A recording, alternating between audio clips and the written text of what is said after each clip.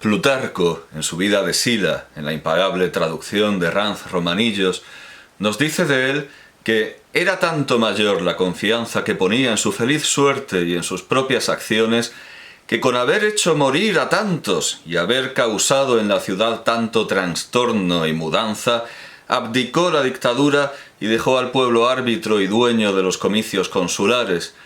Y no se puso al frente, sino que anduvo por la plaza como un particular, exponiendo su persona a los atropellamientos e insultos.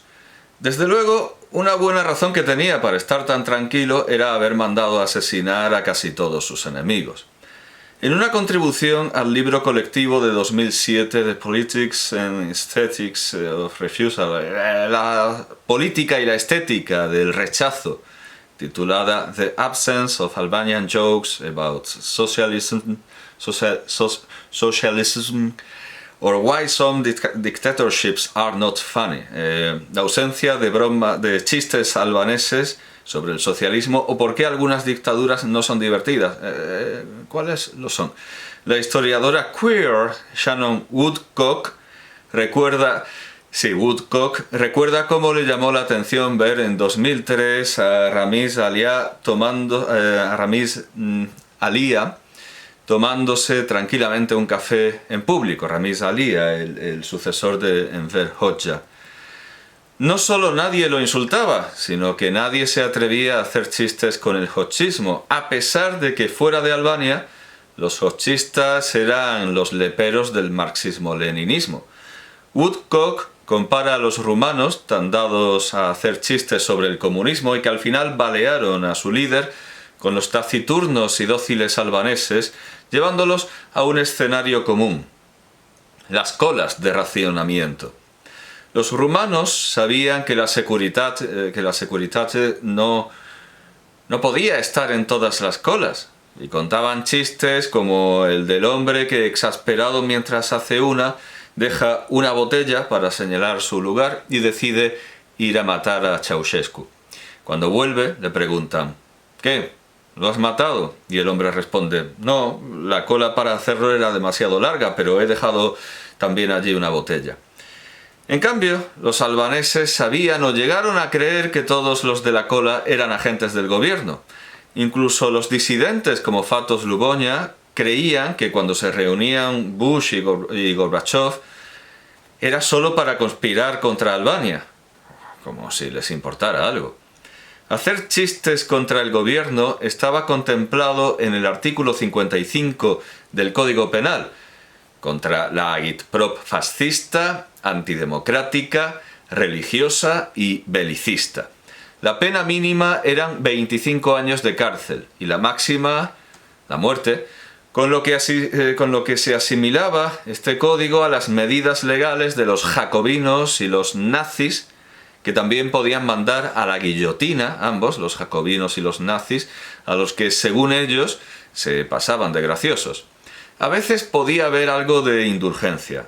Woodcock cuenta el caso de un hombre que solo estuvo 23 años en la cárcel por haberse referido a un filete como la cara de Mao. Del relato de Woodcock podría extraerse la conclusión errónea de que no existía el humor en la Albania comunista, solo porque estaba prohibido. La propia Woodcock, en cambio, logra rescatar de la tradición oral muchos chistes clandestinos, como los atribuidos a Paliveta, una especie de Falstaff comunista, del que la tradición dice, al igual que del de Shakespeare, que fue real. Habría sido el padre de una obrera muerta en una fábrica al que el régimen convirtió en un héroe y durante algún tiempo llenó los periódicos con sus simplezas. Y también están los chistes de la que fue capital hasta 1920, Shkodra, Skuteri dicen algunos, Shkodra, cuyos habitantes pasan por ser más religiosos, allí nació el erudito salafista Al-Albani, y más satíricos, siendo ambas cosas consideradas actividades delictivas en el régimen de Hoxha.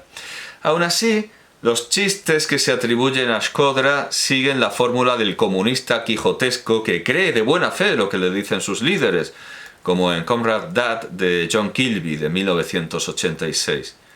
Por ejemplo, se toman al pie de la letra lo de comerse la hierba antes que pedir ayuda al enemigo.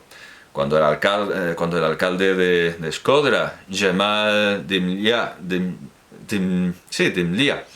se encuentra a sus conciudadanos comiéndose la hierba alrededor del monumento a los héroes, les da 10 lek y les pide que dejen de hacerlo, porque va a venir de visita el primer ministro, Mehmet Shehu.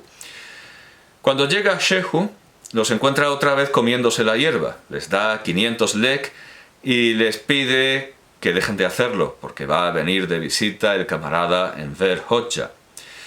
Pero el dinero se les acaba y siguen comiéndosela, y así los sorprende la llegada de un coche negro.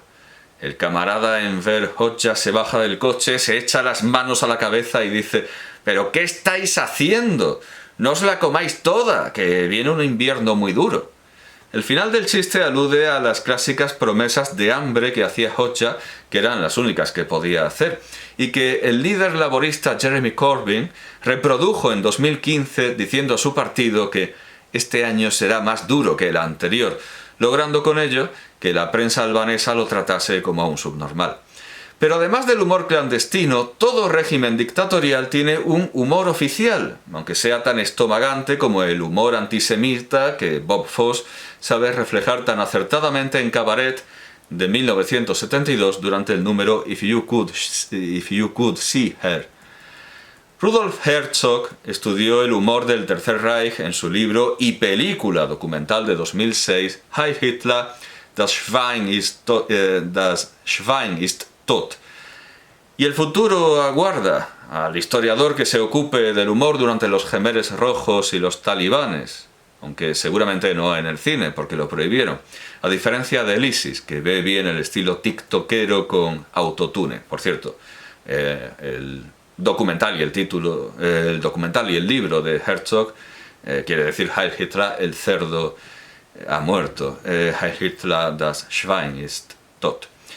El historiador del humor durante la Albania comunista tendrá que hablar de las películas satíricas y políticas de Seimir Kumbaro, y en especial Concert Nefitin y Trejete Jasta, concierto en el año 1936, de 1978, basado en Baltravete Mizicese, de 1975, de Timita Simon Shuterici, autor del guión junto a Kicho Blushi. Y tendrá también que hablar, este hipotético historiador, creo que estoy siendo yo un poco ahora ese historiador, tendrá que hablar de Historianis de Camaleone, el historiador y los camaleones de 1989, con guión de Tamil Bujeli, sobre su novela Carriera Esoti Maxu de 1971. ¿Y qué satirizan estas comedias? Pues obviamente no el régimen comunista, al igual que la fantástica y poética Tepaftuari de 1985 de Kuitim Chashku, con guión de Ismail Kadare. Se van a los años 30, a la monarquía, para poder caricaturizar actos y actitudes que, de todas maneras, se parecen demasiado peligrosamente a los de cualquier otro régimen político, incluido el comunista. Ferruccio Canali, en su contribución gráfica libraria en el realismo socialista d'Albania en 1945 y 1991, una contribución a una miscelánea de 2018 coordinada por él mismo en el boletino de la Società di Studi Fiorentini, el boletín de la Sociedad de Estudios Florentinos, al comentar... ¿Qué tiene que ver esto con los estudios florentinos? Nada, pero como lo coordina él, al comentar las ilustraciones de Bouillarca Pergiu para la novela de Tamil Bujeli, las interpreta como simbólicas de la angustia existencial a la que arrastra el capitalismo, pero reconoce que no es difícil relacionarlas también con un comunismo que falla. Concierto en 1936 de 1978 se parece en su planteamiento a Las salvajes en Puente San Gil de Antoni Rivas de 1966, sobre la obra de teatro de José Martín Recuerda de 1963, solo que cambiando la España de Franco por la Albania del Rei Tog, la música de revista por Gounod y al cura por un imán que considera que las dos musicantes protagonistas son unas puercas por no llevar velo, y añadiendo un conflicto político, que en la película de Tiempo de Franco no se podía añadir de manera explícita, y en la albanesa se puede añadir siempre que ese conflicto político se remonte a los años 30. Las protagonistas se permiten reírse del nuevo Código Penal que prohíbe la mendicidad, pregonar mercancías y golpear a los animales. Se ríen especialmente de esto último, no son nada animalistas, no están a favor del bienestar alemán, del bienestar animal. Del bienestar alemán no estarán tampoco muy de acuerdo, porque precisamente la película también caricaturiza, todas estas películas ambientadas en la monarquía caricaturizan la admiración que tienen los monárquicos, los seguidores y servidores del Reichstag por Mussolini, por el fascismo y evidentemente también por los aliados de Mussolini, los que acabarán siendo los aliados de Mussolini, porque claro, depende por supuesto de qué año de la monarquía estemos hablando, porque Mussolini no fue siempre, ni en todo momento, aliado de Hitler. Pero es evidente que el Código Penal comunista, con su prohibición de predicar el Corán, evangelizar o de hacer chistes sobre el gobierno, era mucho más ridículo que este Código Penal monárquico.